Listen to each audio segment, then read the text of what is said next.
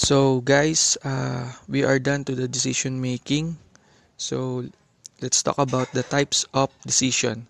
We have 5 types of decision.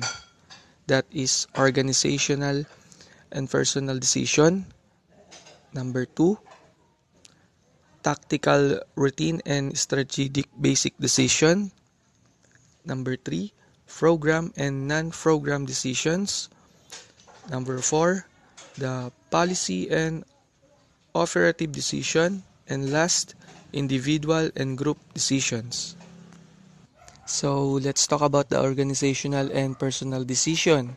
Organizational decision are those which managers undertake under certain conditions relating to organization, sometimes taken independently and sometimes delegated to others colleges.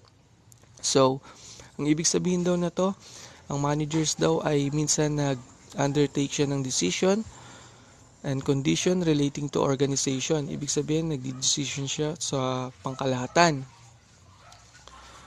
And minsan naman ay kinukuha niya yung mga opinion ng kanyang mga kasamaan. At meron din yung personal decision are to be taken by the managers on their own, other not to be consulted. Minsan, ito naman ang personal decision na hindi na siya humihingi ng permiso at nagdidesisyon na siya agad. So, yun na nga. So, let's go to the tactical routine and strategic basic decision. Tactical routine decision. Concerned with the routine and preventive problems.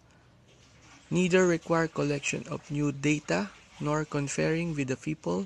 Thus can be taken without and deliberation. Has short-term implication. May be complicated but always one-dimensional. More experience and judgment.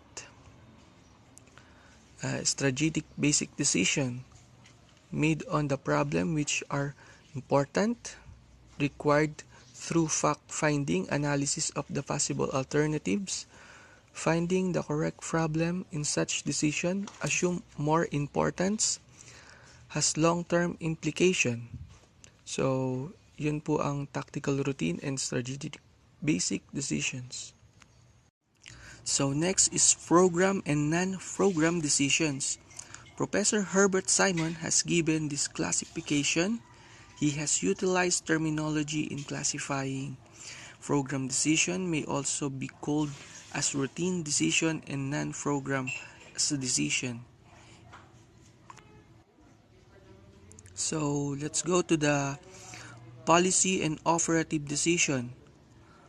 Policy decision determine the basic policies organizations and are taken by a top-level management. Policies are decided at the top become the basic operative decision. Can go beyond the policy frame, the organization. These are the important in nature and have long-term impact. Ibig sabihin daw po, ang policy decisions ay basic policy organizations are taken by the top-level management. Kailangan daw po ito dahil to become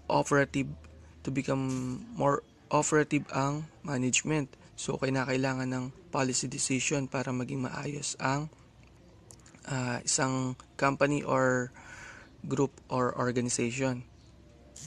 So, let's talk about the operative decisions. On the other hand,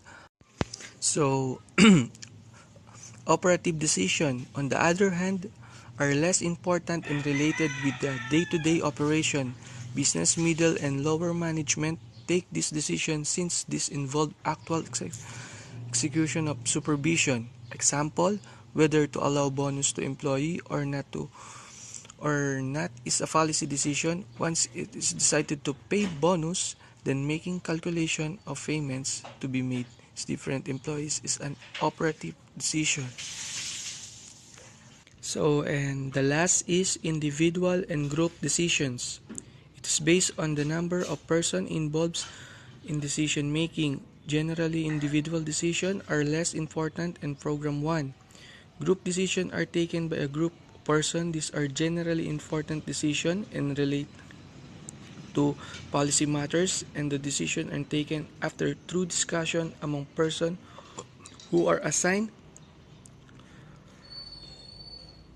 with this work.